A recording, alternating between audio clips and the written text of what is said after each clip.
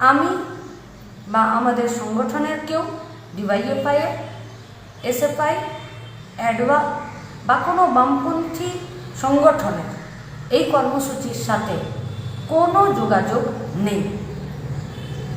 RSS, BHP, ছাত্র সমাজের ফাঁদে পা দেবেন না, আপনাদের কাছে আমাদের আবেদন। 27 তারিখ গোটা রাজ্যে, জেলায় জেলায়, এলাকায় এলাকায় এসএফআই, ডিওয়াইএফআই, অ্যাডওয়া আরজি করের নির্যাতিতা দোষীদের শাস্তির দাবিতে এবং বিচারের দাবিতে এবং অবশ্যই দুর্নীতির বিরুদ্ধে রাস্তায় থাকবে। এসএফআই, ডিওয়াইএফআই নেতৃত্বে যে আন্দোলন কর্মসূচি 27 তারিখ থাকবে, সেই কর্মসূচিতে অংশগ্রহণ করবেন। এই আবেদন আপনাদের কাছে আমরা আমাদের ডিওয়াইএফআই এর পক্ষ থেকে আমরা রাখছি।